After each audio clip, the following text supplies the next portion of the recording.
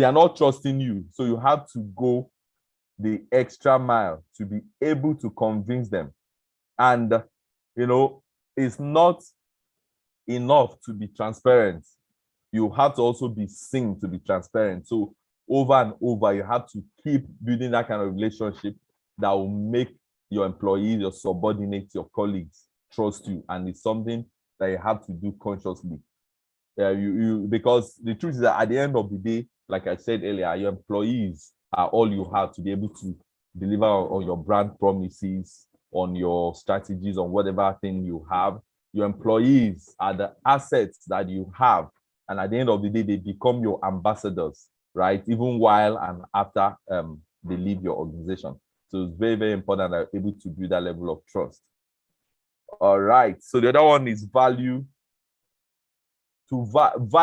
input, right? This is talking about appreciating people's input, employees' input.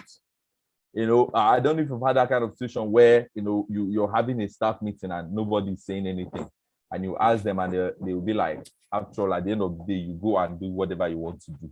If you get that kind of feedback, it's not a good feedback as a leader, as a team leader, as a HR professional. So people get engaged in a place where they know that their inputs are valued, where it is not, what they have asked us to do, but where it is our own. People tend to show more sense of ownership when their inputs are valued. You have a strategy session and you elicit their own feedback, you elicit their own contributions, and let it be clear, that their voices are heard, and let it be clear that even after you have elicited those information, that you're going to use it for the organization. So it makes people stay more engaged and committed to the vision of the organization. So the vision of the organization.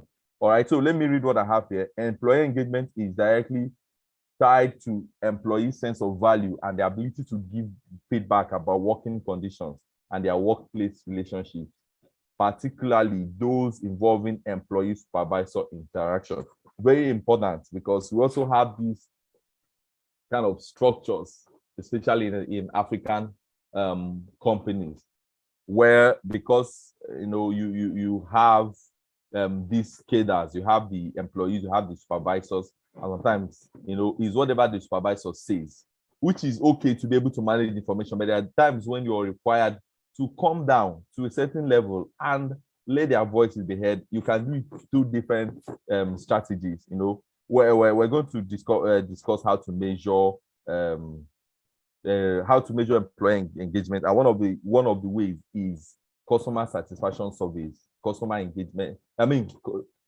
employee satisfaction surveys, employee engagement surveys. So where you allow them to share their views and share their opinions, and you also genuinely look at what they are saying, right? And because there are times when, especially for the C executives, you're where you are, and you have all your beautiful strategies crafted on paper, but you're not interfacing with clients or customers directly. You don't really understand the pain points. You don't really understand what it takes to deliver, but you think that because you have the book knowledge, you're not listening. And at the end of the day, these people get disgruntled. These people feel that you're not giving them what they need to work, or you're not listening to them. And what you have at the end of the day will be disengaged employee, the employees that will just be there, but they are not there. Employees that are just there, but they are just saying, what do you want me to do? I'll just do it and I will leave, right?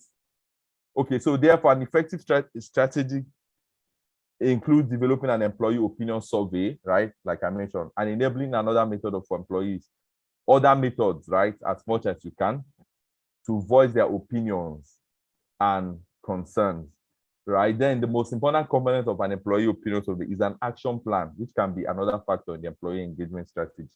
So beyond administering the survey or doing whatever you want to do to be able to get their opinions, what we call voice of employees, or VOE, in customer experience. So it's very important that you don't just do it for doing sake. You also have action plan addressing the different areas, right? I know that, sometimes when we're discussing these things, the picture we have in our minds will be our typical organizations, right? And sometimes we're wondering if these things are doable. but the point is that you have to just do what you have to do, especially as a team lead, as a HR professional. There are times when even the business owners do not even understand these things, depending on their level of exposure, depending on how they were able to climb the corporate ladder, because some people were just, I don't know if I will call it luck, they were able to raise capital and they just started a business. So they didn't really go through the ladder, the corporate ladder. So sometimes they don't get these things. They just think that I have employed you and I'm paying your salaries and that is it. So they don't understand all these long English. So if you're a HR professional, you really have to do a lot of work, a lot of convincing, a lot of persuasion and all that to be able to do that.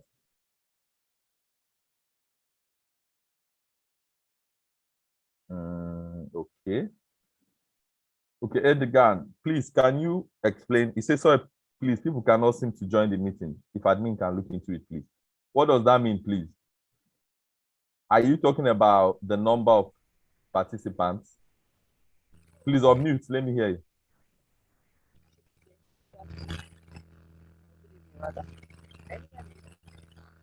Oh, yeah, but it's very faint and I'm straining to hear you. Can you hear me now? Yes, better.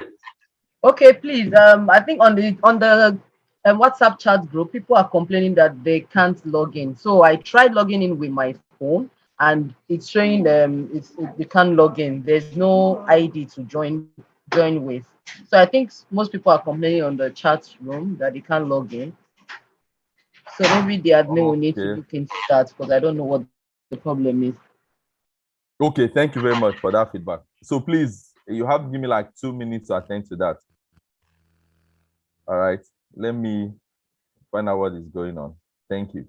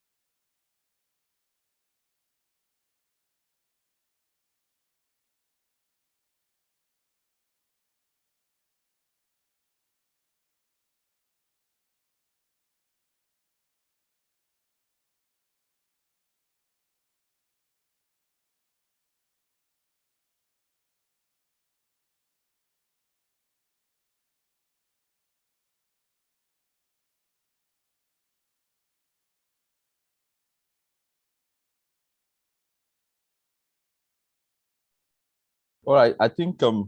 Banito is already attending to it because okay, I've seen our admins send message to the group. So I'm sure they will attend to it. Thank you. All right, let's proceed.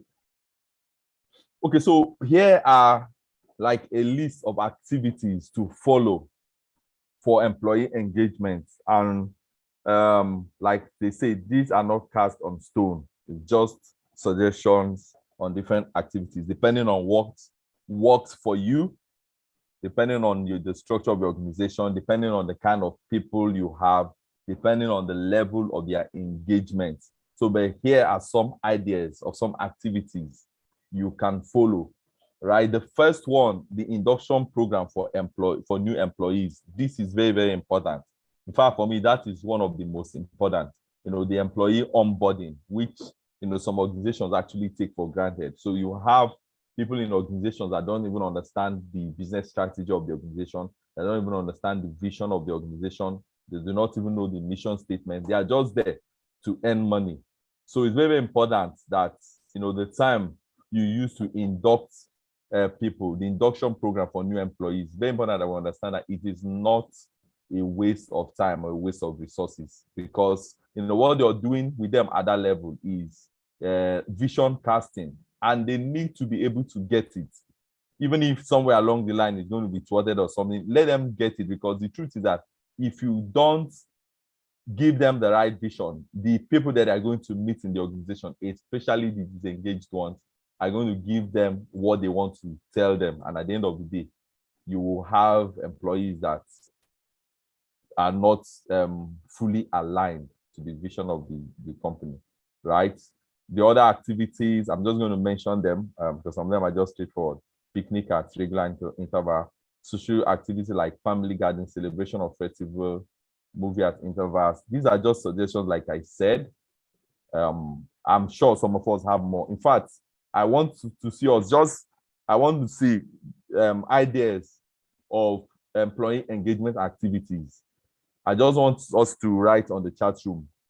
Either there are things you're already doing in your organization or some ideas that you have beyond what we have here, right? I will just go ahead and read what I have here while I also look forward to reading what you have in the chat room.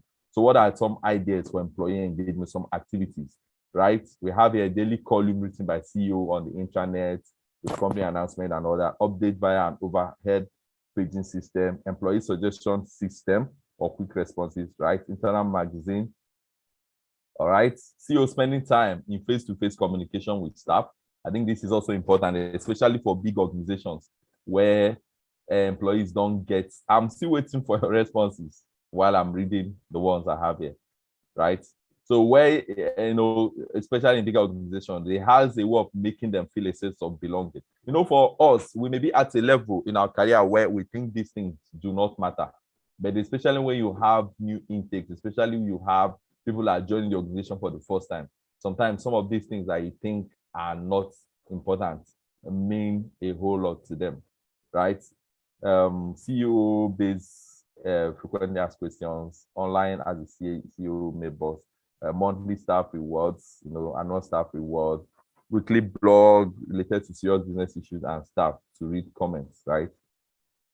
Appointments of disaster management team, appointment of emergency management team, problem solving committee, right? So where you have amongst the employees, when there are issues, you appoint committees, right? So this is part of, because if they get involved in solving the problems, they will also get more engaged, right? But if it is a situation where you finish dealing with all and you just come to tell them what to do, you may not get the level of involvement.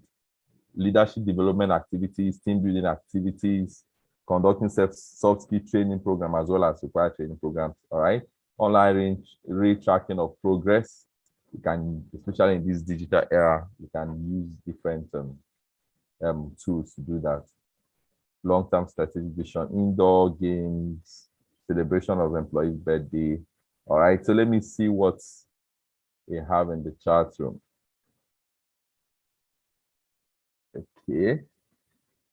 So someone says, okay, excellent. So says join retreat and vacation, right?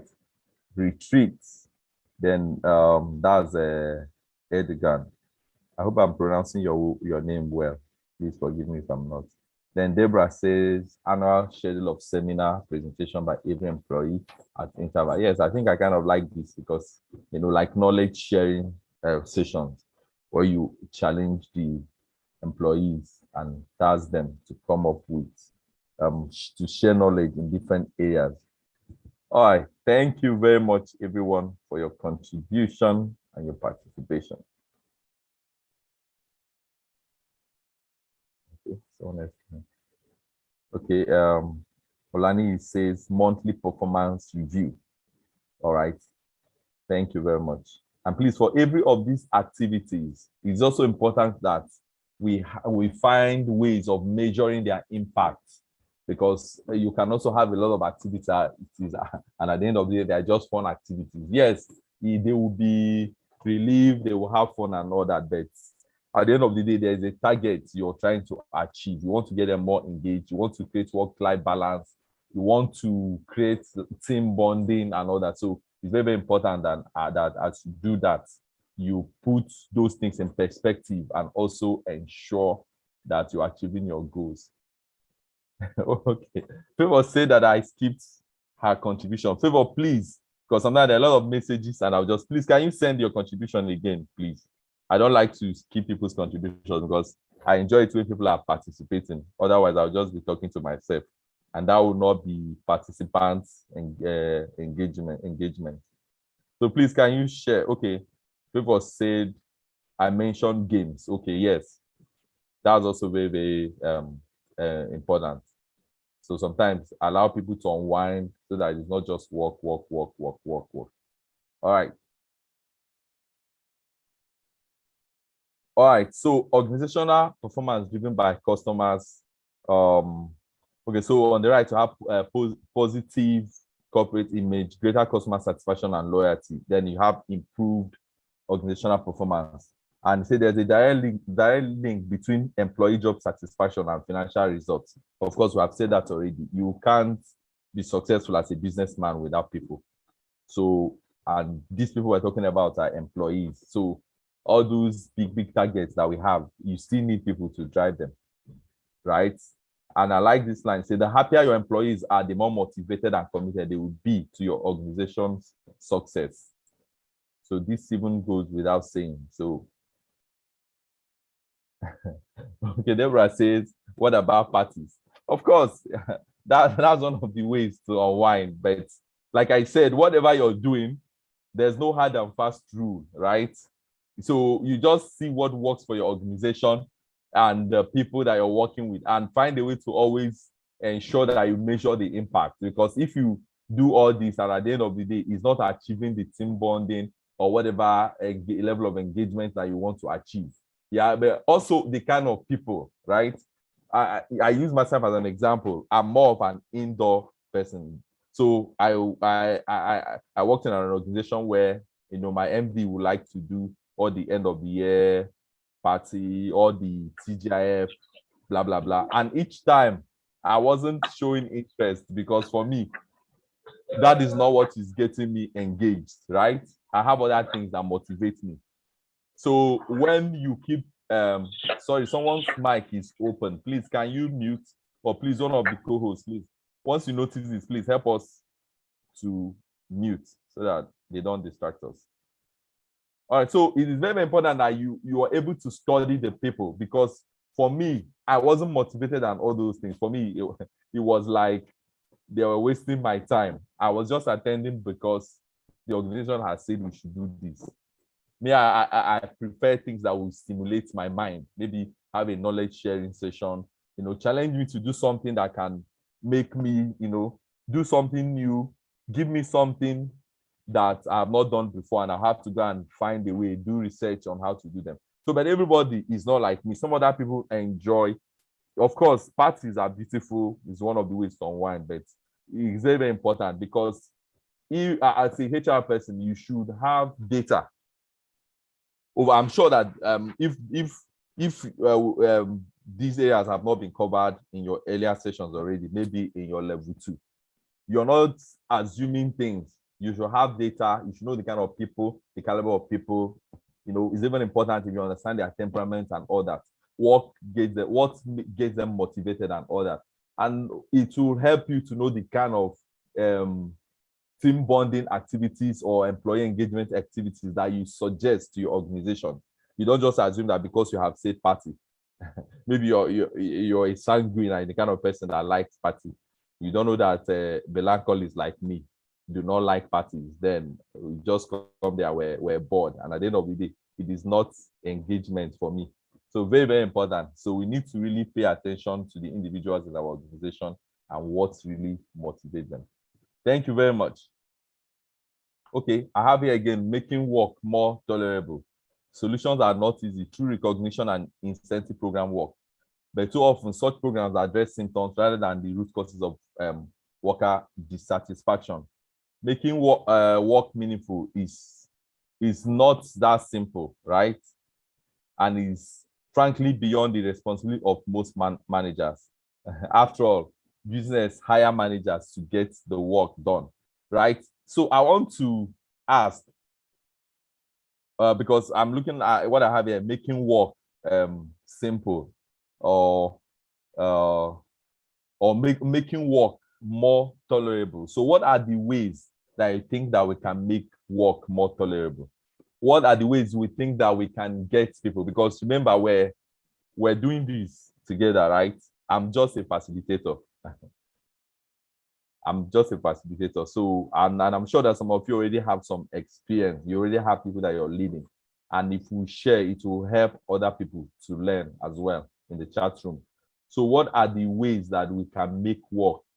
You know, if you like, say fun, you know, you have these top technology organizations like Google and Co, where when you go to their offices, the setting look very unserious, but still, it's Google. All of us are using Google. All of us are using their products. All of us are using their platforms, but they don't look that serious. Those days, banks are now beginning to relax on that now. When for you to be a banker, you must have a set of suits and jackets and a set of ties and plain shirts. And I was wondering, is that what people really need to deliver? Or is that what the definition of smartness in dressing is? And at the end of the day, you just have people that are just wearing tie and so what are the ways you can make work flexible if you like? So please, I'm waiting for your comments in the chat room. Let me see what I have here. Sorry, I will need to scroll back a bit so I don't omit anybody. So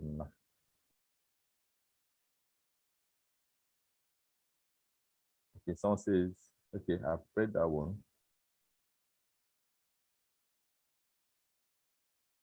Okay, so okay, Simon is making an announcement.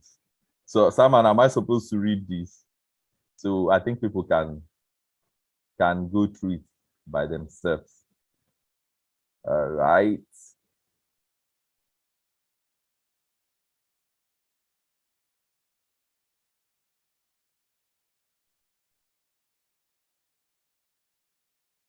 Okay, I have one long one. Excellent said to me, the caliber of work colleague is first and foremost key. Yes. Who's this person? Okay, Simon, announcement in line with employee. I'm HR and fitness consultant trainer. Okay. I'm just going to leave us to read Simon's submission. Yeah, because I think he's also trying to market himself, which is not bad, because one of the things you do here is also to network. So you are free to also tell us what you do in the chat room. That if you haven't done that before, because from what I understand, this is the last session of this course. I believe that you have done some networking, especially in your groups and all that. All right, so suggestions to create higher level of buy-in and thereby to make the work experience more tolerable. Address the situation, encourage alternative, show outcomes. So I'm just going to go through them now. Addressing the issue. The worst thing managers who suspect worker dissatisfaction can do is to ignore it, although that is a the time-honored tradition. Avoiding the topic does not make it go away. So yeah, so I've also had that experience where, I will tell my CEO, these people are doing this, these people are doing this, people are complaining, and the CEO I had at that time will be like, you don't have to do anything about that. But I kept, because I understood employee experience, I kept saying that these things can never go away. And even if you say, if they get disgruntled, let them go. If you don't deal with it, another set of employees will come and they're going to still experience the same thing. And over time, you will be having a high level of employee attrition, where if you're already a HR personnel, you know all the efforts, all the resources required for interviews, for the hiring process actually, right? So I'm not sure you want to be that kind of HR person that will not care about how people feel, and you don't want to address their issues. So if you're a manager, if you're a HR personnel, if you're a team lead, if you're a leader in any capacity, one of the worst things that you can do to employees is to just ignore them when you notice that they are not satisfied. It doesn't matter if what they're asking for is not reasonable. The onus is on you, and that is why you're a leader. That is why you're the one managing them. The onus is on you to have discussions with them and find a way to explain to them, because sometimes it's because some of them don't have sufficient information, right? They're in that position because maybe they think the organization has a lot of money. They don't have access to the finances of the organization in terms of the incomes and expenditures, maybe because of their cadre. So they just think that the organization has a lot of money and they don't want to pay us. Sometimes it's because they just think that the only reason why the organization make money is to pay employees. They don't understand that you need to run the operations of the organization. They don't understand that you have board members that need to be paid. They don't understand that you have corporate social responsibilities. So you have people that they are just disgruntled because they just feel that this organization is making money and I'm not seeing the money. So instead of you to ignore it, come down from your high horse, come down to their level, right? Have sessions where you take time to break this thing down if you're really sincere about it. And trust me, I'm talking out of experience. I've had situations where employees were just disgruntled, and I just found out that there was just a communication gap, and all I just did, or it's not even once, like 2, 3 for some occasions, I will just have a meeting and I'll take time to break down communication, and that is all. And at the end of the day, you find the same employee getting more motivated and all that. So just because of one communication gap, just because of one disengaged employee that will go around saying stuff about the organization, about the management of the organization, if you just think that you don't owe them any explanation, you're not doing the organization any good. Because even if you say, okay, they leave, you hire other people, the whole process, the whole expenses, and also because if they leave disgruntled, they won't be good managers or good ambassadors of your organization. And you can never tell how word of mouth, negative word of mouth, the negative impact it can have in your organization.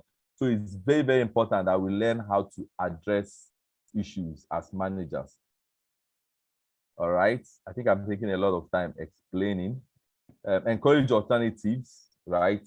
Take the lead in addressing employee complaints. Over the long term, the best way is to let workers figure things out for themselves, right? Encourage alternatives, right?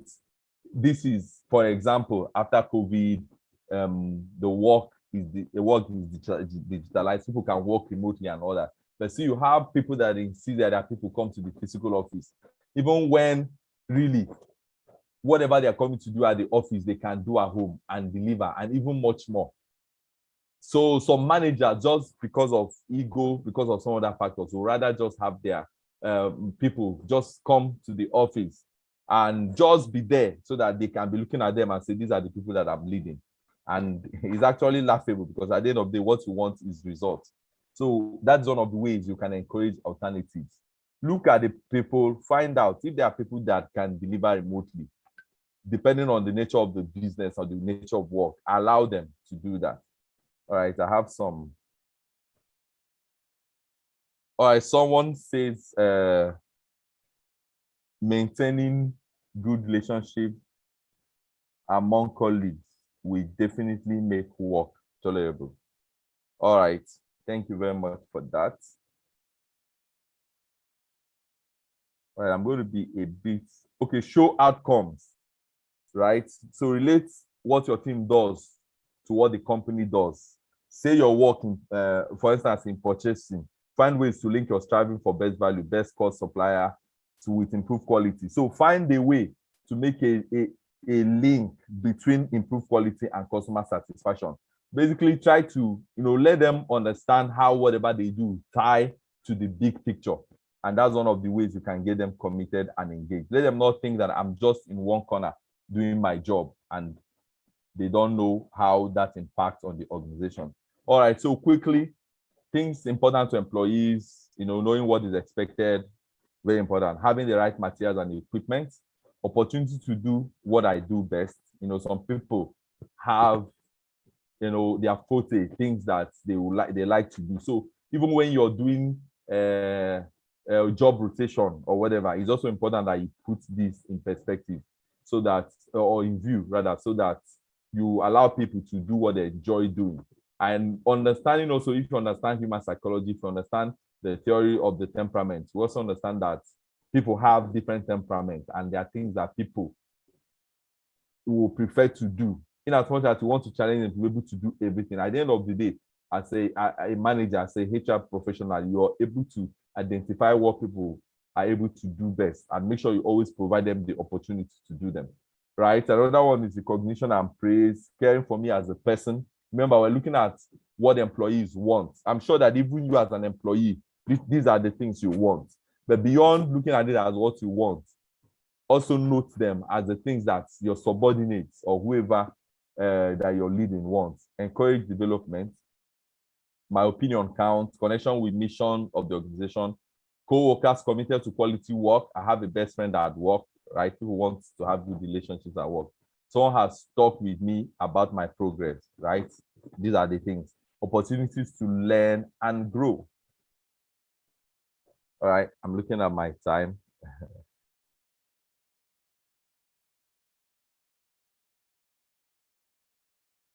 Okay. So I'm going to be skipping some of the slides. Like I said, if you are going for certification, especially, you're going to get this. So for the ones that you can read and easily understand, I may skip them. So elements of employee engagement, commitment, loyalty, motivation, and trust. Okay, what are the drivers of engagement? What are the drivers of employee engagement? Even when you want to measure, right? These drivers are the things that will help you to develop your metrics. If, for instance, you're using survey method, you need to keep these key drivers or key components in view, right? In all the organization, committed employees perform better. However, the strongest driver of all is a sense of feeling valued and involved. And they say that this particular driver has several components. The first one is the extent to which the organization is concerned for employees' health and well-being, right? Well, to what extent, what plans do you have for their welfare and their well-being, right? The opportunities employees have to develop on their jobs. That's one of the components. Then the other one, the extent to which employees feel able to voice their ideas and managers listen to these views. Very important, the listening part. And value employees' contribution, involvement in decision making. So these are some of the components of this strongest driver, which is a sense of feeling of value and involved. All right. So here are some other drivers, right? Training, development and career, immediate management, performance and appraisal, communication, equal opportunities, pay and benefits, health and safety, cooperation, family friendliness. You know, if you have that kind of environment that feels like a family, sometimes people look forward to going to work. People look forward to seeing their colleagues. So they're not just going because of their paycheck. It has a way. It also affects them psychologically. Because even if, you know, people can leave work or they can leave a well-paid job to a lower-paid job just because of environment.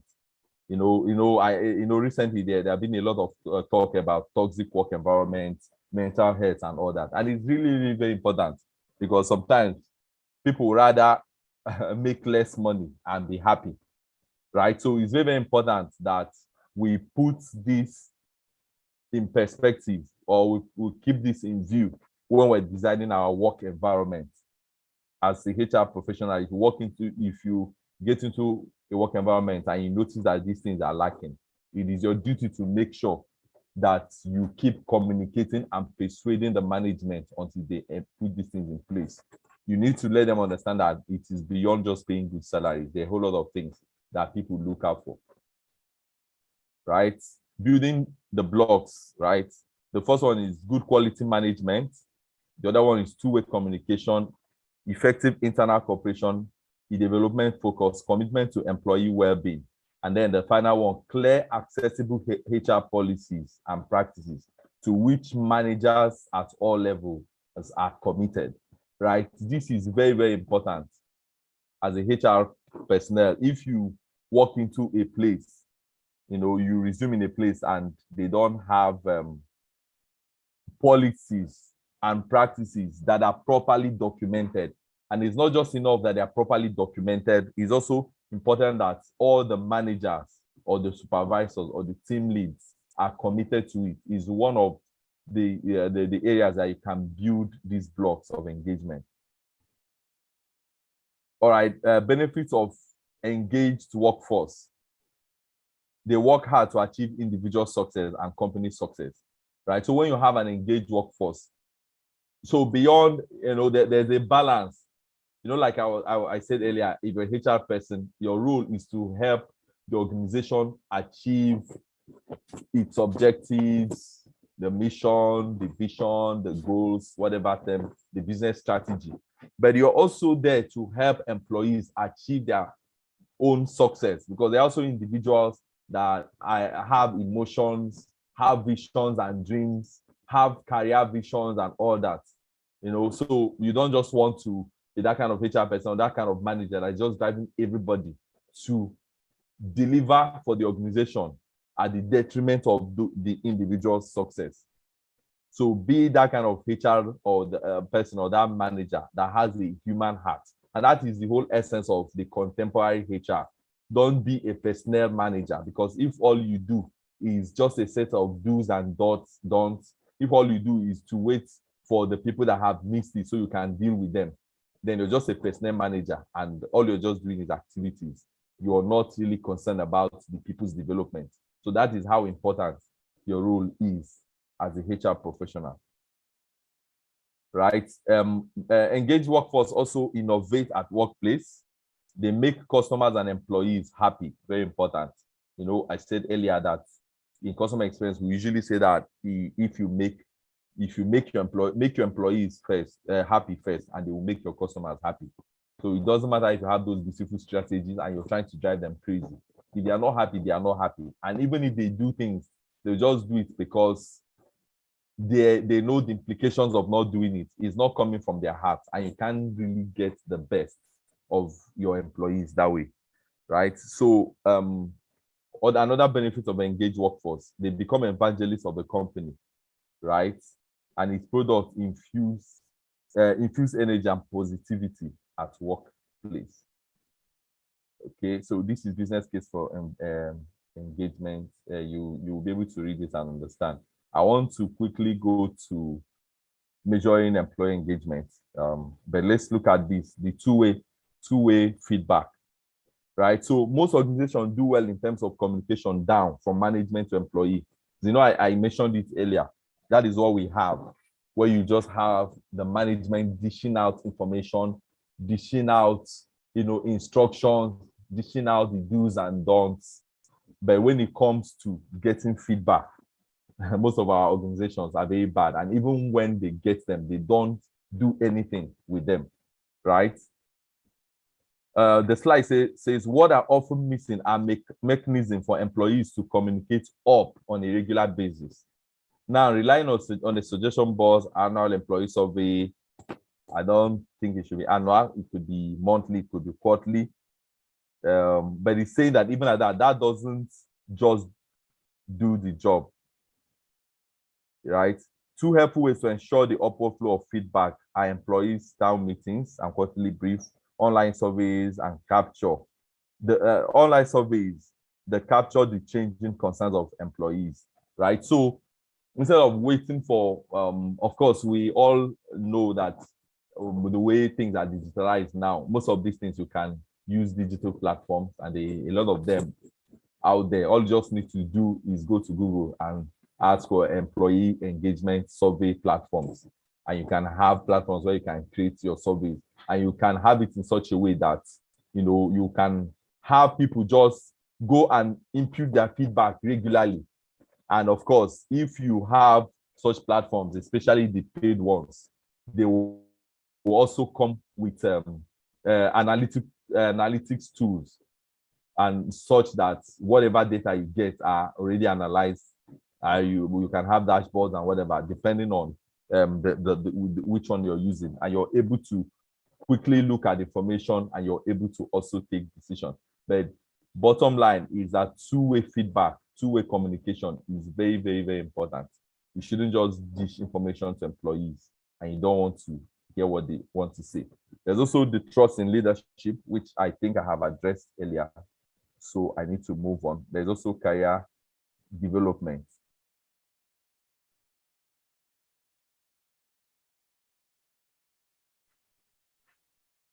All right, so 3 tools: coaching program for new recruits, career discussions, employee gathering. I'm just trying to, I really want to discuss measuring employee engagement because I think it's very important. So most of these you can actually understand.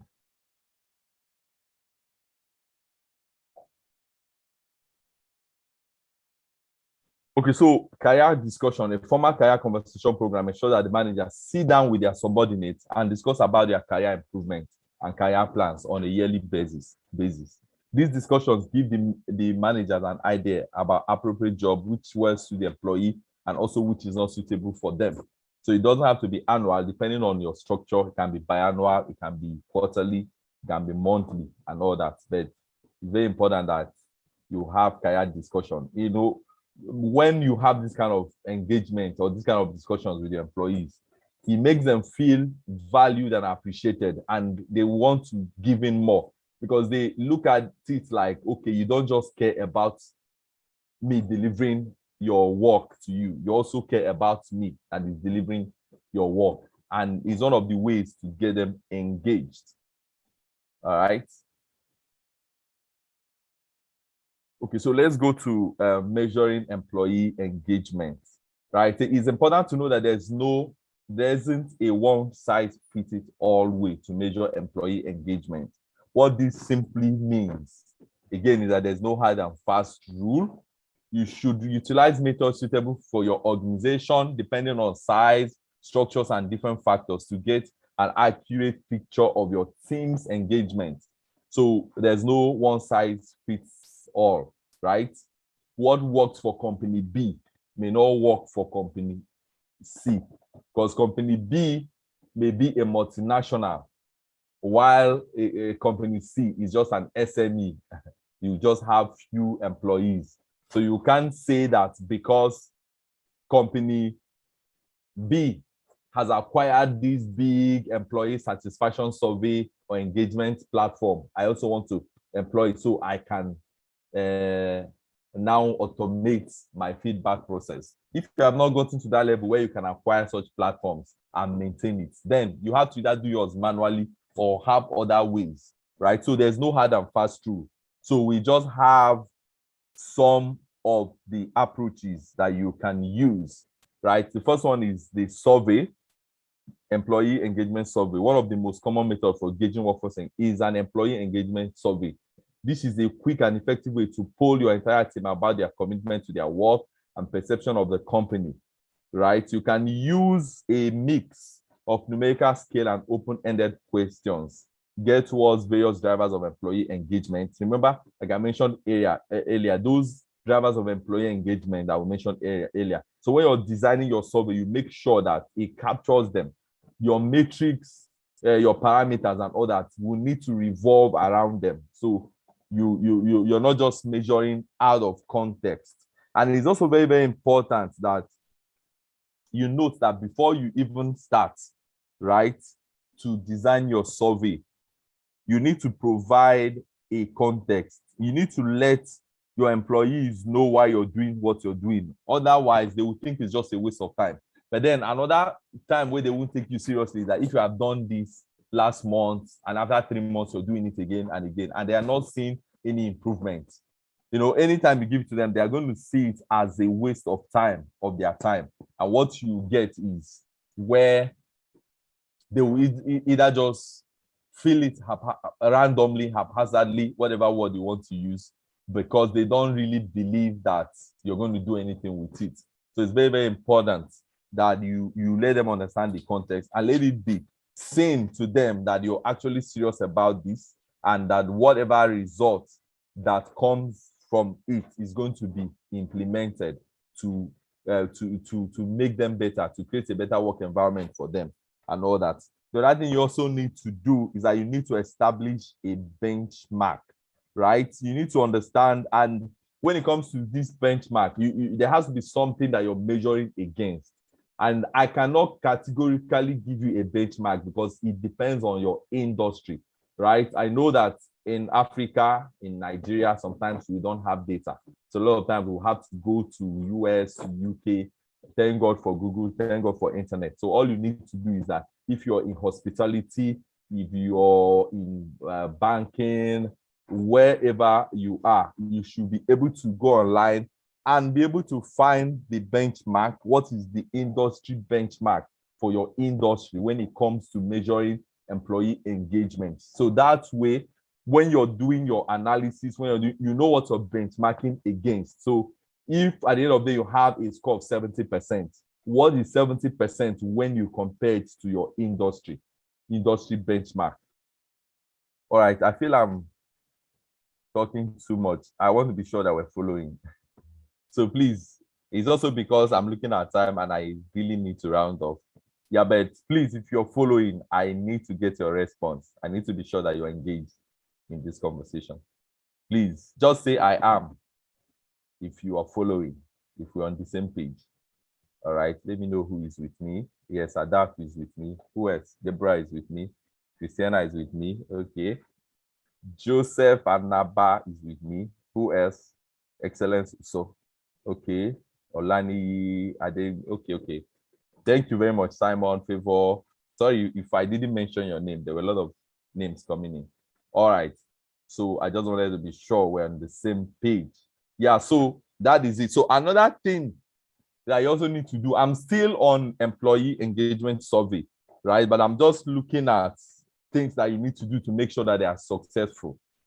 All right. So that's why I'm taking time, because I told you I wanted to come to measurements because it's very important. All right, Adaf is saying good job, sir. Thank you, Adaf. Thank you for participating.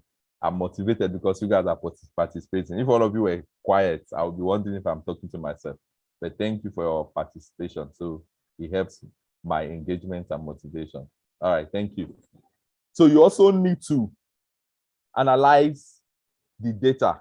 And when you're analyzing the data, you have to study the method of whichever industry that you're benchmarking.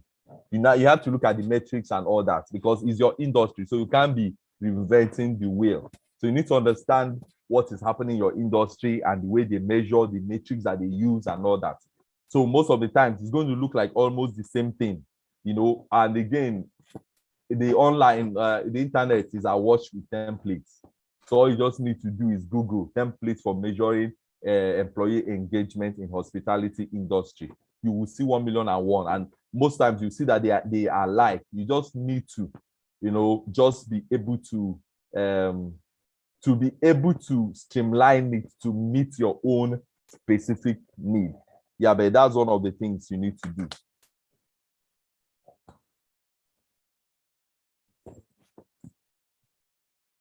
All right, so make sure that you analyze the data after you have gathered the data. So don't just dump raw data on people.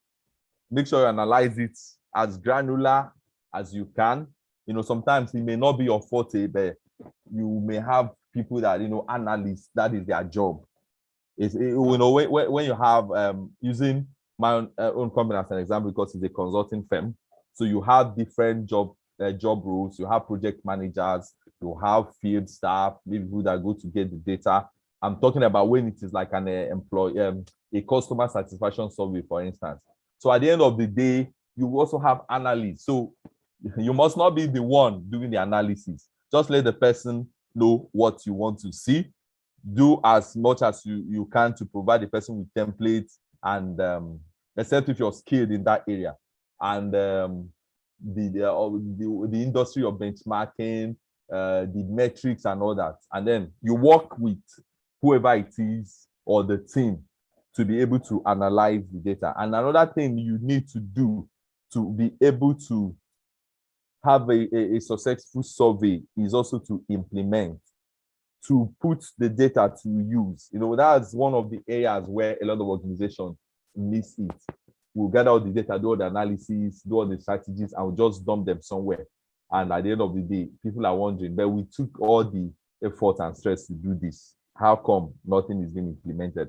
So it's very, very important that we implement. So that is it on employee engagement survey. So one of the other ways that you can also measure is holding one-on-one meetings. Like I said, if your organization is now is not that large, that you don't need a platform to implement or do surveys where you have to get and start analyzing, you can as well just hold one-on-one meeting with your staff. If you have like 10 employees, why are you doing an employee survey, for God's sake? So at the end of the day, what you want is information, because what that data or results you're going to get from survey is information. And if you get one-on-one, so there are different ways. Sometimes it could even be observation, which I don't even have here. You're sensitive enough to be able to pick the reactions of your employees. Sometimes you find out that, this employee used to be engaged, and all of a sudden you can have a one-on-one discussion with a person, and you're able to yes, please, Jenny, we're still measuring employee engagement. So I'm just looking at some of the approaches you can use, and I've talked about survey. So the other one is holding one-on-one meetings, right? Private conversations give employees the opportunity to speak to the matters that are most important to them, some of which might not be accounted for in a formal evaluation. Yes, because you may have even your evaluation, you may even have all your policies and all that, but these things are not captured. So engage managers and the HR department to conduct individual meetings with employees on a monthly, quarterly, or yearly basis, whatever attainable to your team. But remember, like I said, it depends on the size of the organization. If you have a large organization, except if you want to, you can also have a structure like the way some of our organizations do appraisals, where you do it, the different teams, blah, blah, blah. And then at the end of the day, you now have like an appraisal committee comprised of the different managers, the CEO, the COO, and all the C executives, and you're able to look at the results. So you can do one-on-one meetings. That's one of the ways you can measure. There's also holding small group discussions, right? But of course, you know that before you do this kind of thing, you need to be able to get the employees to a level where they trust you and they are able to open up to talk to you. Otherwise, you just have a wasted effort. You may just have that kind of scenario where everybody will just be looking at you. And, if they don't have trust in the leadership, if they think that the information that they're going to provide, because, when it is a survey, sometimes it can be anonymous, right? I think that's the word. So people can just fill in and they will not put their names and all that. So people may not really know. But if you want to do one-on-one discussion, if you want to do small group discussion, you really need to be able to get those employees to the level where they are able to talk to you and they trust that you're going to do something with information that you're giving to them. And they also trust that you're not going to victimize them because there are also organizations where, because people spoke up, it became a problem. All right. Okay, so the other one is conduct exit interviews. That is actually the one I know that a lot of organizations do. But the big question is that what do they do with the data? Is it just one of those processes of that need to be done when an employee is leaving the organization? And sometimes those data are just dumped somewhere without being used.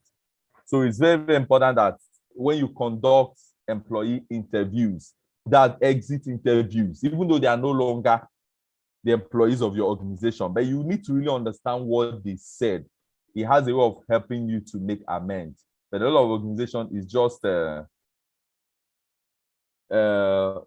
just one of those things that that they do, right? So one of the best ways to figure out how you can improve employee engagement is by conducting exit interviews with an employee who is leaving your company. However, this is highly a reactive tactic and cannot be the focus of your efforts. Okay. If you want to engage your current employees more, you can't rely on the opinions of those. Okay. So he's saying that you can't give it a lot of attention because at that point, like you have lost the person. But in my own opinion, even though you have lost the person, whatever opinion that the person gives will help you in making sure that whatever got the person disengaged or dissatisfied or disgruntled will not repeat again. So it's very, very important that we go through the interview. But what this slide is saying is that don't wait until when people have left before you start engaging them. Do all those surveys and get all those feedback while they are still there. It becomes more useful because, you know, there's this saying that when they say that people actually leave managers, not organizations. So sometimes you see a very wonderful organization where because they can't cope with their manager or they can't work well with their manager, they leave the organization. So don't wait until when people have left before you now start. That's what the point that is making here. So, but that does not mean that you shouldn't give attention. You know, it says still an exit interview is a great opportunity to get honest feedback about your company, as these individuals are likely to be comfortable, of course, speaking openly with when their job isn't at stake. So use questions from your employee engagement survey to help guide the conversation. You'll also want to compare notes from previous exit interviews in case there's a trend in your company's turnover, right? So there might be a trend, maybe that there's a particular thing. There's a particular thing that you expect them to say. All right, sorry, I'm a bit distracted. I'm trying to look at the chat room. Okay, that's Jenny. Say, I asked to put forth this as eye-opening and sensible as it is. It's funny that in these meetings held, employers who are supposed to leverage the feedback from employees can almost take, sorry, I'm coming.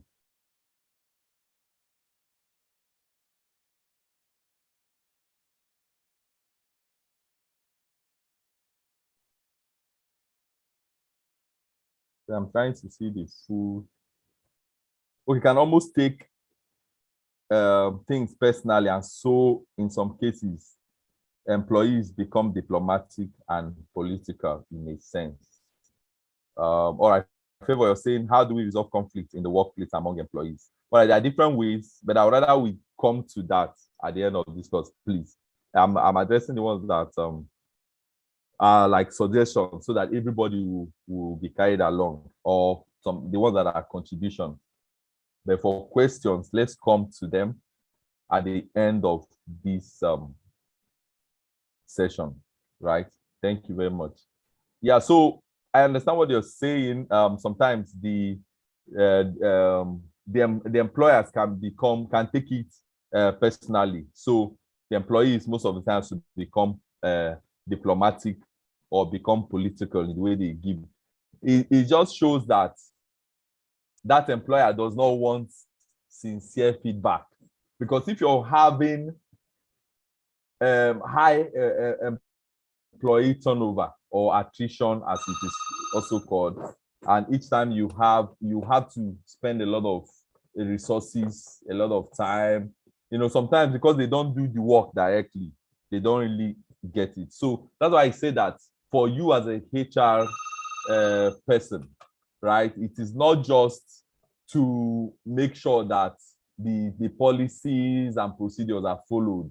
You also have this responsibility of enlightening, if you like, of educating these people, because like I said, some people were just lucky, if you like, to have some money somewhere and they were able to just start a business. So if you meet such employers that didn't really go through the corporate ladder, they didn't really go through some processes, sometimes you find out that in such organization, I think there was also a research that was carried out, especially in this era, where a lot of technology businesses, because what some of them just do, because they have those technology skills, they'll just go and start a technology business and they are making a lot of money. But most of them are not really trained. They don't understand these things.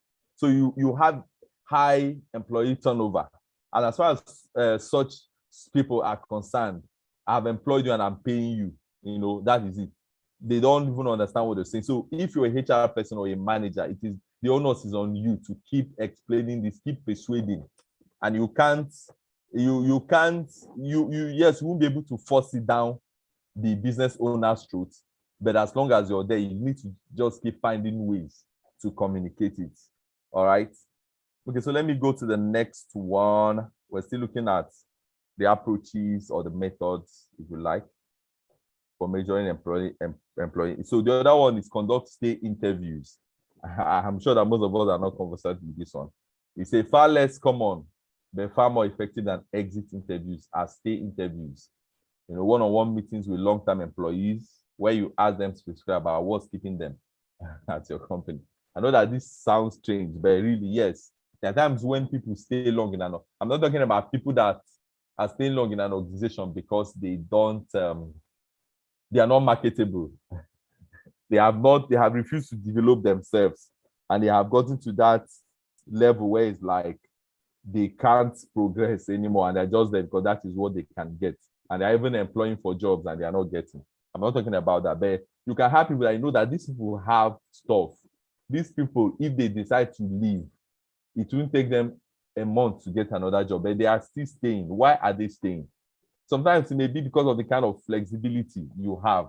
It may be because of the work-life balance that you have. So you need to find out so that whatever it is that is making that valuable employee that knows that if he leaves today, tomorrow, they have the kind of skills that people are even looking for.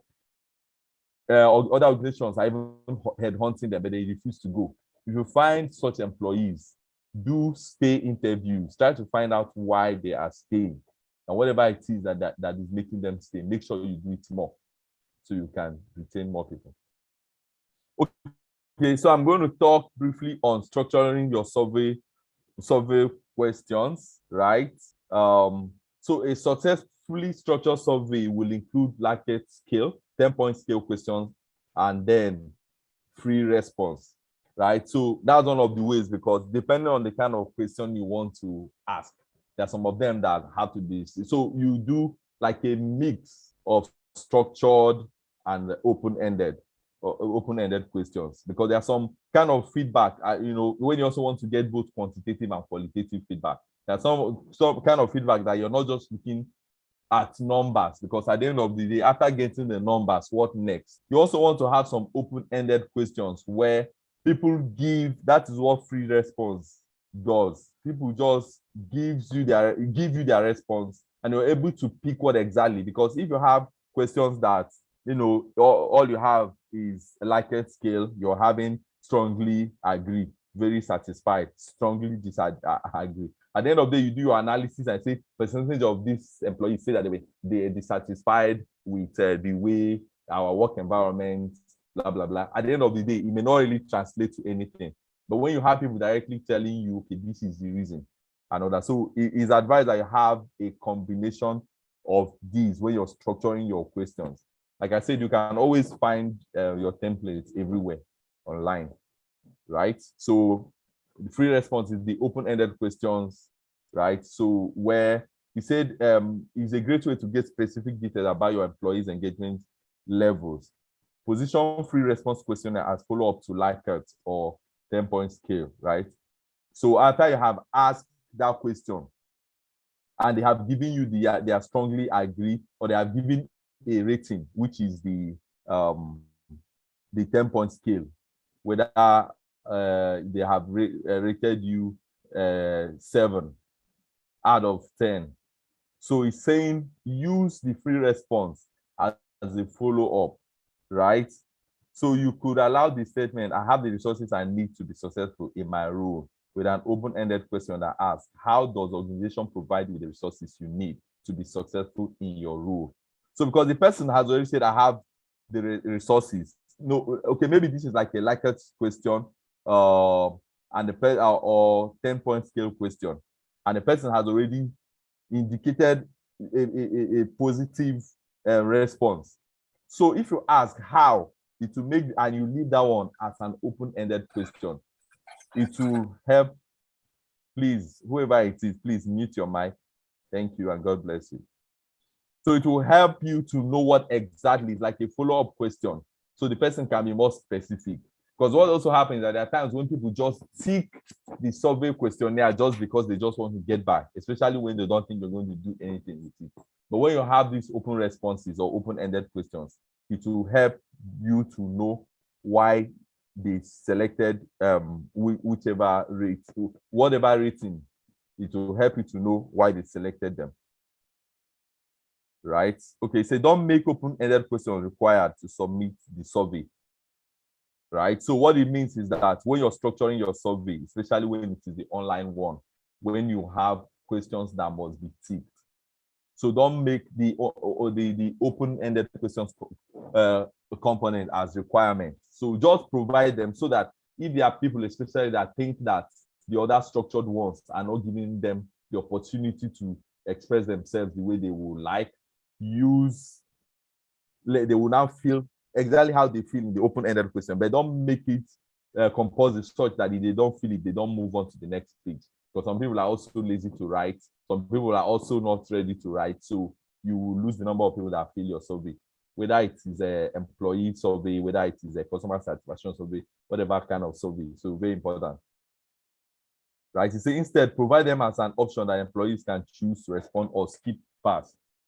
Free response questions add to the time it takes to complete the survey. Exactly. Because when people are in a hurry, you said, and while you want, so this is the balance. While you want detailed responses, the primary objective could be to collect feedback from as many team members as possible. Optional open-ended question will help strike an appropriate balance, right? So sometimes you're also concerned about the number of people that will fill the survey. And you know that if it is a game of numbers for you, then you have to also be careful. Okay, so the other thing I want to talk about is Employee Net Promoter Score, which is called ENPS, right? For those of us in customer experience, we know there's NPS, right? But most of us know there's also something called ENPS. So for NPS, it is your customers, right? You're trying to find out their level of loyalty. It's actually a loyalty question where you want to know how loyal your customers are to your organization and if they are going to recommend your organization to their family, friends, colleagues, and whatever. Yeah, but there's also ENPS, right? It's a scoring system designed to help employers measure employee satisfaction and loyalty within their organization, right? It is based on the Net Promoter Score system from Bain and Company and others. Like NPS, which is the one used for customers or clients, the Employee Net Promoter Score ENPS system consists of a 2-question survey, right? The first question asks employees to rate on a scale from 0 to 10 how likely it is they will recommend the organization as a place to work. Then the second will now be an open-ended question. See that thing we talked about. The second will now be an open-ended question asking why they chose the rating they did. So that will now help them to provide more details, right? So the system generates a score using the responses. Well, it's assumed here that it is automated, but even when it is not automated, then you have to do your coding if you did a manual survey, which I don't think anybody still does, except maybe if you're a very small organization and maybe you have 5 employees, 10 employees, and you don't want to spend money using automated platforms. So you can do that. Then you have to do your coding and do your analysis normally.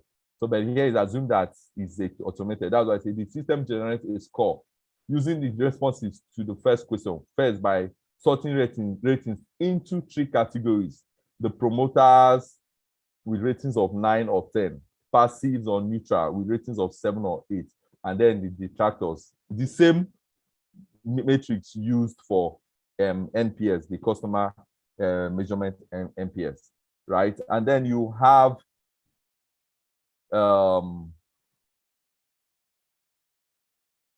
detractors with ratings of 6 or below. Promoters are those employees who are highly satisfied and likely to recommend the organization as a place to work. Passives are employees who are satisfied enough to be content. may not be entirely engaged. So it means that automatically they can't recommend your place. So if someone comes to them and say, I used to work in this place, they just say the company is just there. They are just passive. So detractors are those who are unlikely to recommend the organization, which may indicate some level of employee dissatisfaction, right? Then to do your calculation, the percentage of detractor is then subtracted from the percentage of promoters, and the final number represents the organization's employer net promoter score, right? And say an effective ENPS survey will take steps to ensure employee anonymity. All right, that I mentioned earlier about employees being anonymous. So employee provide honest feedback. So as much as possible in your surveys, in your net promoter surveys and all, make it anonymous. Okay, I'm going to look at the survey components, and that is likely going to be the last thing I'll look at, even though there's still some other stuff that we need to end at 6:30, right? So for employee engagement surveys, it provides information needed to improve level of productivity, job satisfaction, and loyalty. Organizations can identify the root causes of job issues and create solutions for improvement with an accurate perspective of employee views. Okay. Jenny saying, please, I have to excuse myself from the class now. It's been an awesome training so far. I must chat. Okay. Thank you very much, Jenny. All right.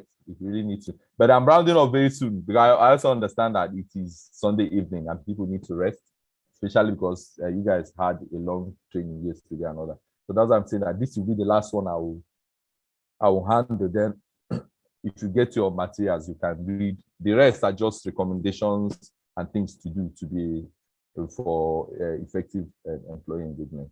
All right. Discover what motivates people, what drives loyalty, and what genuinely makes and keep your employees happy. Satisfaction level increases when employees know that their issues are being addressed.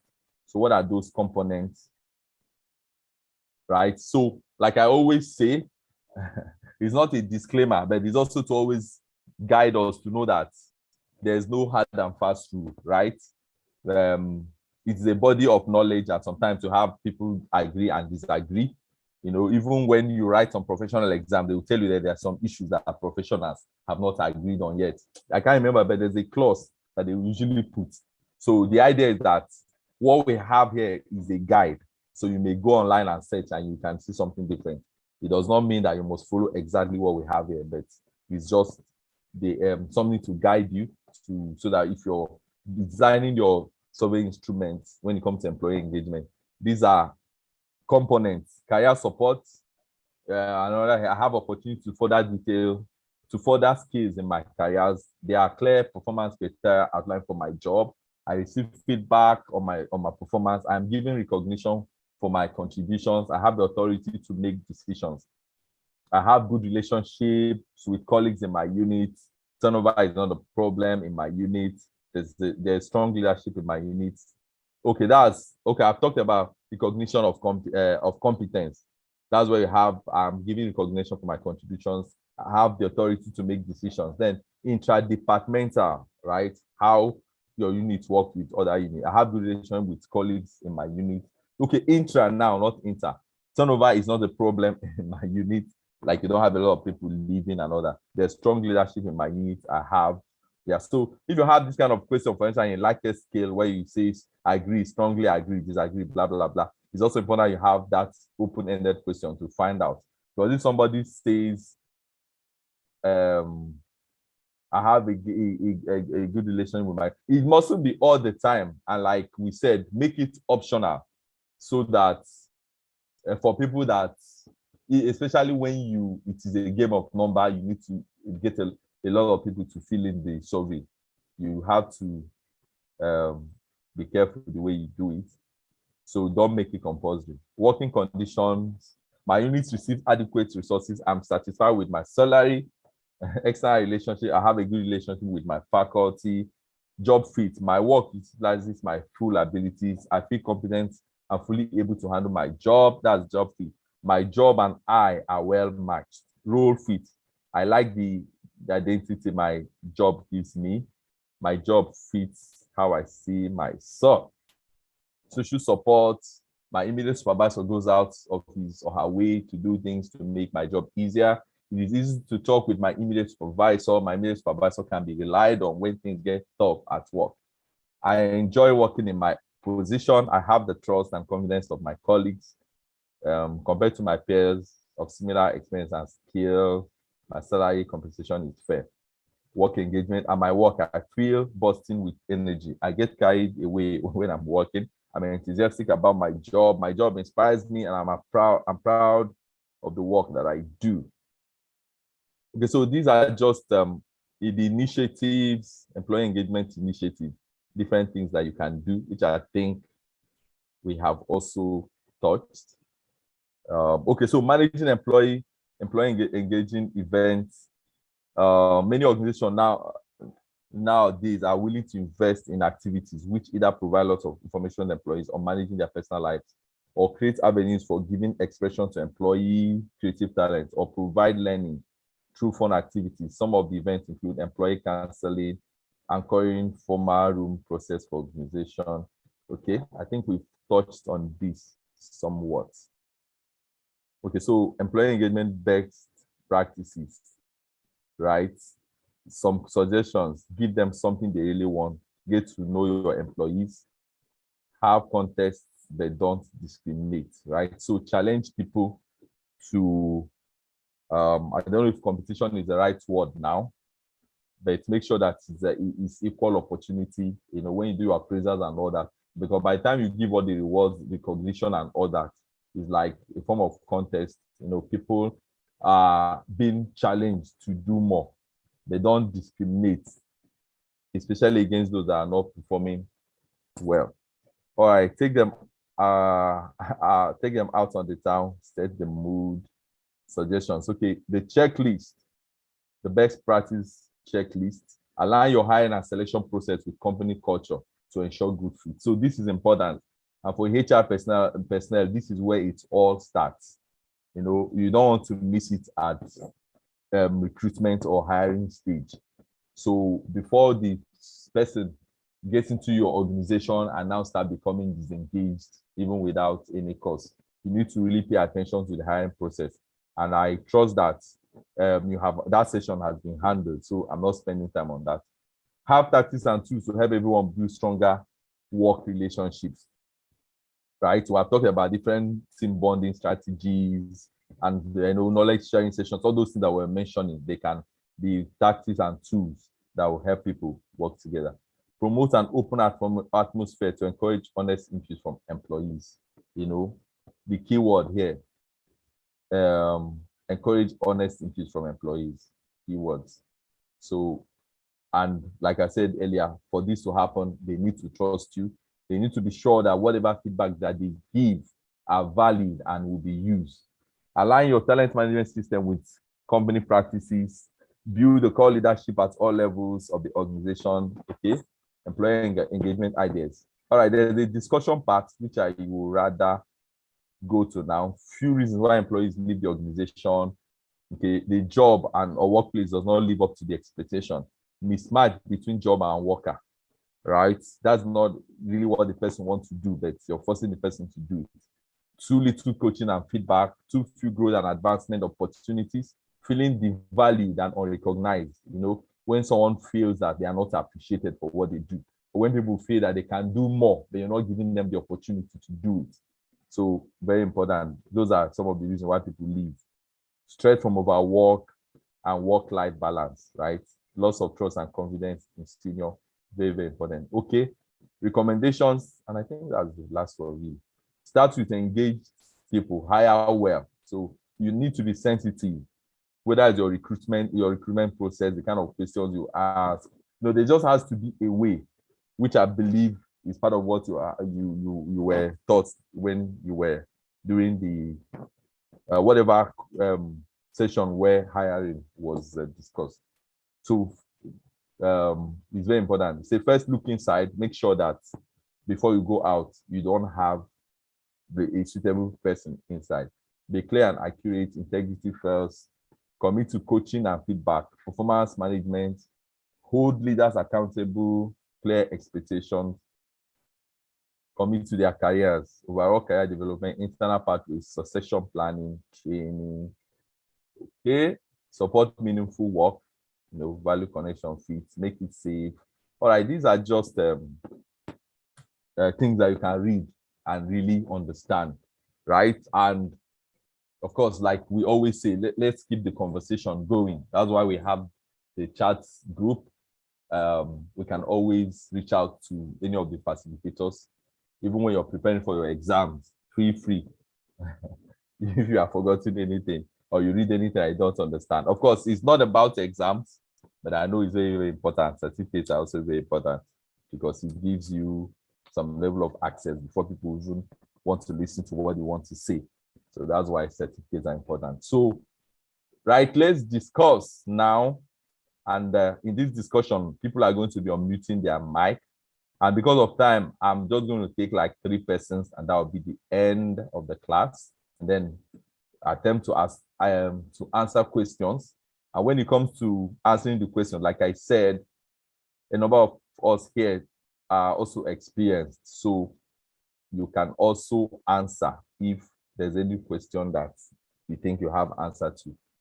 It must not be me. But let's discuss what's the relationship between employee engagement and other HR functions, right? I'm sure we have learned HR functions. Some folks are already practicing. So please, I need 3 people to tell me the relationship between employee engagement and other HR functions. Like I said, this one, don't use the chat room or mute. And I need just 3 persons so that we can round off. We're already behind schedule. Sorry about that. We actually started late. This class was supposed to be a 3:00 class. We started 4:30. But please, let's just make it snappy. So let's discuss. So please, I'm waiting for you.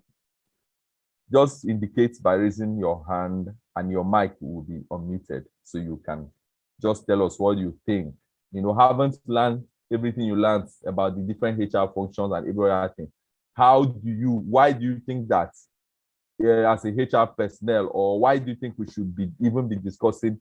I'm just trying to explain the question, just in case it's not well understood. Why do you think that we should even be discussing employee engagement for HR professionals? All right, please, I'm waiting. Just indicate, then you'll be asked to unmute your mic and you can go ahead. All right, so the first person I have here is Deborah. All right, Deborah, you have the floor. You can unmute your mic now and go ahead. Hello, can you hear me? Yes, please, clearly. Hello, good evening. Good evening. Yeah. Based on my own lecture you have delivered. HRO specifically they are engaged in anything that has to do with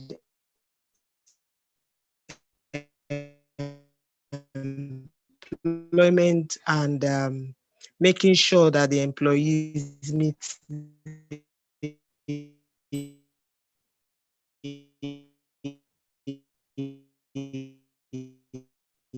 company's objective. So I think it could be HR functions, maybe let's say motivational, able to deliver and a qualitative aspect of his job or her job to fulfill the company's objective. So HRO in their own aspect can help in motivating the employees by bringing up ideas or anything that will boost their productivity. Let's say motivational factors, maybe incentives or whatever. In that aspect, I think HRO has a relationship in employees engagement because employees engagement generally is just trying to get the best out of them. So HRO has a role to play in that aspect. I think concerning motivation, they can come in and help boost the productivity of the employee. Okay. Thank you. Okay. Thank you so much, Deborah. You're very, very correct. Because at the end of it, HR manages the employee and if they are not motivated, if they're not engaged, the organization is going to suffer. So it's also important that from every other function, whether it's employee benefits, payroll, whatever they are doing, they factor in this. They understand that you need to pay people what they deserve, no matter how nice they are. You don't pay them well, sometimes they will leave you and you say they are not engaged. All right. Olani said in the chat room, employee engagement is an aspect of HR. Yes, we know that already. What we just wanted you to tell us the relationship and why you think HR people should be bothering themselves. Okay, Omolora said employee engagement hinges much on training and development in organization. Very correct, which is a very important aspect of HR. All right, I can't see any other hands up. Is it that you prefer to write in the chat room? Okay, if you prefer, please go ahead. But finally, let's take the question that I think it was Favor that asked. And please, I will need someone to answer this question. A lot of us here are managers, we're team leads and all that. There's a question about how to manage conflict amongst employees. I'm trying to see if I can call it up. But Favor, you can put the question in the chat room again, just in case.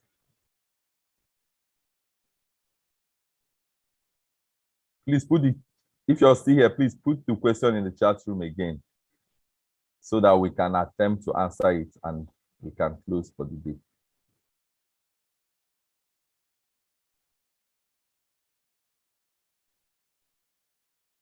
All right, is Favor still here? Okay, he said, how do we resolve conflict in the workplace among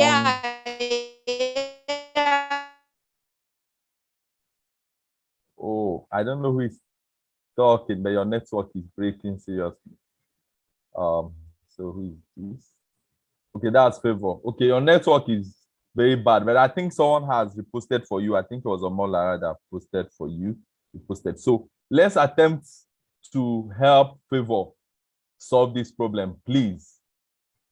How do we resolve conflict in the workplace among employees? So please, if you want to answer, please indicate by a raise of hand and we'll unmute you. This is the last question we're going to take and we close. Okay. Simon Salifu wants to help Favor. So Simon, you can unmute now and go ahead. Thank you. All right. Good evening, everybody. Good evening, Simon. I don't know if you can come. Okay, great. Just a straightforward one. Conflict in the workplace is actually a thing of we cannot root out because of differences of in people's perception and background. Now, the first thing you will do if there's conflict in the workplace is to talk to the persons involved. By you as a manager talking to them, it brings to their notice that you are aware there is a situation on ground, there is a problem. So you try to talk to them to endeavor or to tell them to figure out what the problem is within themselves, to try and settle this thing within themselves. Now, in the process, if that did not yield any result, you bring them together, okay, you make them understand, okay, the company's goal, the company's objective is higher and bigger than them. They're under an umbrella. All right. So at that point in time, if they were able to resolve things within themselves, you bring them to your table now, two of them. You now try to hear what the problem is or what the problem was, whichever way. And at that point, you'll not be able to. Okay, at that point, you'll not be able to address the problem. But first step to take is to make them understand that you are aware, give them the chance to resolve it within themselves, and make them understand that the company's goals and objective is bigger than whatever issue or whatever challenge they're having. So if they are unable to resolve that within themselves, second call to bring that to a hearing. Maybe at that point, you may want to bring them before the management to see how they can review the situations between them. Thank you. All right. Thank you so much, Simon. And Favor, I trust that helped. Okay, Deborah also wants to say something. So Deborah, please unmute your mic and you have the floor. Thank you. I just want to add something, or let me say just a little from what he said, the last speaker. I think he was quite correct, but I just want to add that talking about conflict resolution in the office, it depends on the issue on ground. If it is something that is purely official, I think we have to look at the root cause. One of the problems that, one of the issues that accompany this or that brings about conflict resolution, conflict in the office is when you don't have a specified scope of work and when there's no organized hierarchy of authority. Because if you find out about conflict, if you go deep into conflict, you find out that most times some people don't know who they are reporting to, they don't know who their subordinates or superiors are, and they don't know where their work starts and where it ends. I think when a company or an organization is able to have a clear hierarchy of authority with scope of work that are identified for every employee, I think it is one way that conflict can be resolved in an organization. That's just my contribution. Thank you. All right. Thank you so much. Thank you very much, Deborah. Thank you, Simon. I believe you guys have done justice, but just to add a little. So, Favor, just in case you're the one resolving the conflict, one other area is that listening technique. And you need to listen carefully, right? So that you can identify the points. Wow, Prof, you're just joining and the class is already ending. Okay. So you need to identify the points of disagreement without just assuming anything. So, but you need to listen carefully to be able to do that and ensure that also you don't take sides, right? So a lot of times, especially if it's in a properly structured organization, there are already rules on how to deal with all those things, and it will help you. But if you're left to deal with it yourself, you don't have any guide, because there are times also when you try to do things and people may misunderstand you and think that you're taking sides and all that. So it requires a lot of making sure that you're objective as much as you can. You're not taking sides, even if one of them is your close friend or your favorite employee or whatever. It just need to be sure that you listen carefully and you're objective as much as you can. I think that is, those are just the two techniques I will add. But I think that Simon and Deborah have done justice. And I think I have a few people saying stuff about that. Okay, Favor, you're still asking, can a supervisor serve an employee a query letter before bringing the issue to the notice of the line manager? Now, I don't really know. It depends on the kind of organization, but what I understand is that there's usually, that's why we talk about documented HR policies and procedures. If the HR of the organization is properly documented, these things will be easier to deal with. Otherwise, it will be left to the discretion of whoever is handling it. Some organizations have different procedures. Before you give query, you have to do advice first, do warning. I'm not in no particular order, really. I'm just saying it as it comes. You advise the person first of all. Sometimes you have a meeting, you send a warning later before you send query, or query before warning. Then the last one, the advice to leave. Oh, okay. So I now get to say the organization doesn't have HR. Everyone reports to the line manager. So it is difficult, really, because I'm not sure I'll be able to give like a solution, because it will be left with the discretion of the people dealing with the issue. But your question, just in case you're here and you have experienced this kind of thing, or you work in an environment that doesn't have HR, or some organizations have admin that do the work of HR, even though it shouldn't be. They just do personnel management work, not real HR work. So can a supervisor serve an employee a query letter before bringing the issue to the notice of the line manager? So this is actually difficult in an organization that is not structured. But if there's anybody here that has experienced this kind of thing, please, can you help Favor because I figured that maybe Favor is dealing with that case now and needs a practical solution. Please, I'm waiting. If you want to say anything, please indicate. If it is in the chat room, okay.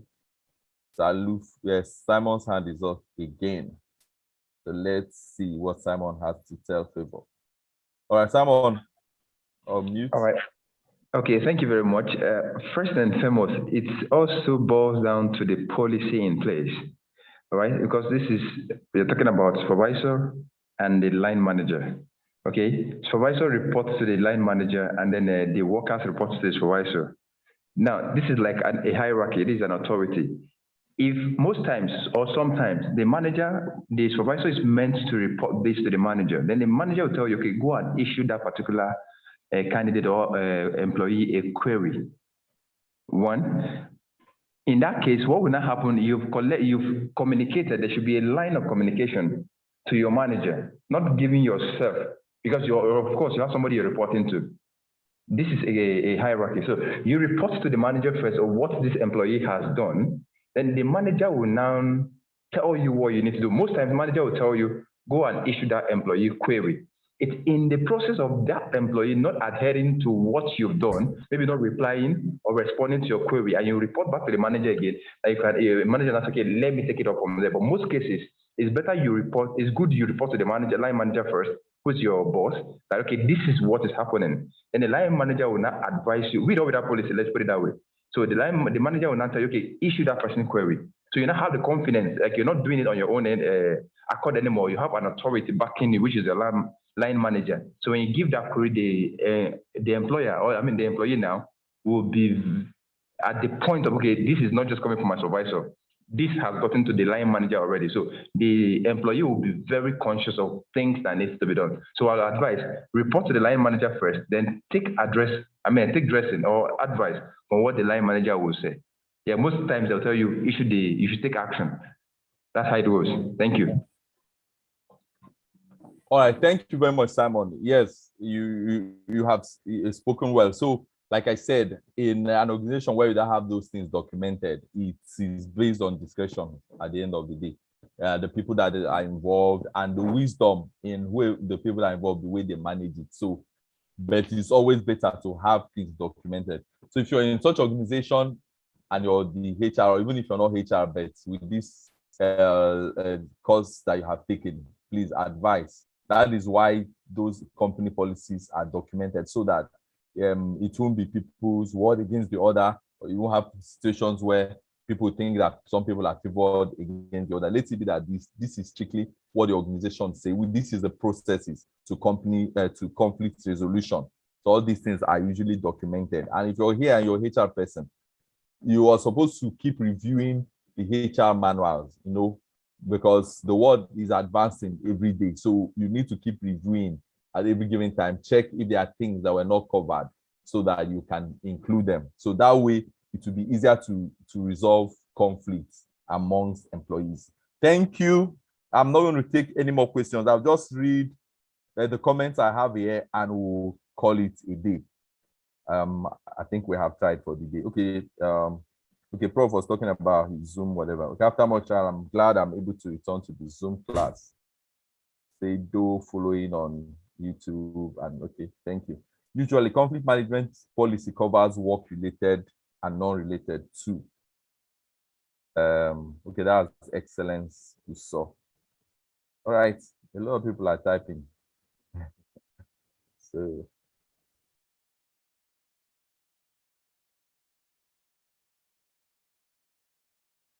Okay, sorry, I'm trying not to leave out anybody's. Okay, the overall says, I don't think so, because it's just his professor, not him. He can only earn and report to the line manager if it exists. Okay, Joseph says it depends. Still trying to answer Favor's question. It depends on the organization. If it's not in the organization policy, then it shouldn't be done. I suggest you follow the organization policy. Favor, I trust I also reading the comments and see the ones that will be helpful, because I figure that you're trying to solve a real issue. So please take these suggestions especially since there's no HR department in that organization. Excellent. Some supervisors are powerful enough to do and undo.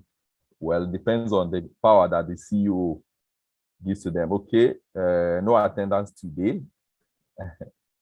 Okay, we'll find out. Thank you so much, everyone. That's favor appreciating. Yes, please, I'm following up. Okay, thank you so much, everyone. Thank you for your time. Thank you for your participation. I have enjoyed this class myself. I enjoyed the participations and contributions. And I also enjoyed the fact that the class is very, very engaging. And like I said, please, when you get your manual, there are a lot of things that we couldn't just cover because of time that we need to go. Thank you. All right. Okay, so Professor Taiwo has posted the attendance form. So please fill your attendance. And once you fill your attendance, feel free to go. I don't know if, let me check if Mr. Banito is still around. Know whether he has any announcement for us, for me. Okay, so Mr. Banito, I don't know if you can hear me.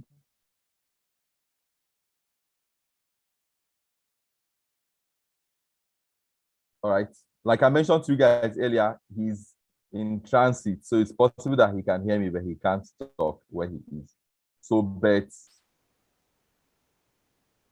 I trust that it has been a nice time with all of us. So please fill your attendance, and once you do that, you can exit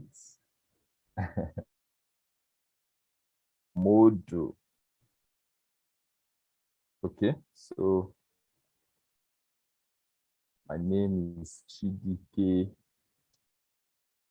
Namani, and the module is employee. Is it the module or the session? I think it's part of the module. Employee engagement. Thank you very much, Prof. Thank you, Favor. Thank you, Chinyere. Thank you, Christiana. Thank you, Deborah. Thank you, Adako. I'm trying to see as much as I can in the chat room. Thank you, Simon. Thank you for everyone that contributed. Thank you, Pastor Taiwo. Thank you, Arvin, Isaac. All right, so please feel free to leave once you sign your attendance form, and let's keep the conversation going. Reach us and all that if you have any questions. So please feel free to post the information there, and we'll take it from there. Okay, so this is module 6. Thank you, Edgar. Okay, so Christiana, you have your answer, the answer to your question now. This is module. You said I didn't mention my name. I've mentioned it like, and I just even posted it. Chidike Namani is my name. Chidike Namani. All right. Thank you so much, everyone. So just feel free to go. Yes, thank you, Prof, for reposting. Feel free to leave once you sign your attendance. And if there's any other information, we'll find a way to get across to you. I'm sure Dr. Banito will have loved to say some things, but since he's in transit and he's not able to talk, we'll just leave it at this. But of course, we can get whatever information through the Google Classroom, the WhatsApp group, and all that. All right, thank you, and have a great Sunday evening and an awesome Monday. Thank you. Yes, Simon. Yes. Thank you, Excellence. Thank you. Thank you, everyone, for thanking me. I appreciate you guys too. Thank you, Simon. Thank you. Thank you, Samuel.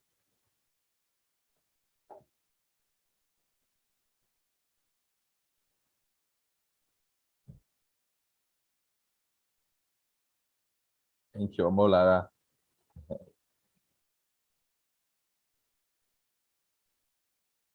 So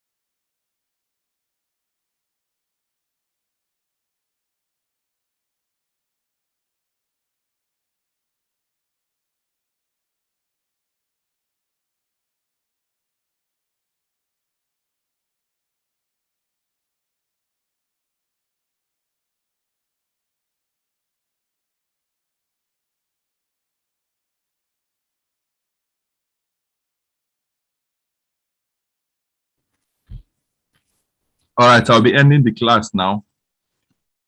Good night and have a great time, everyone. Bye.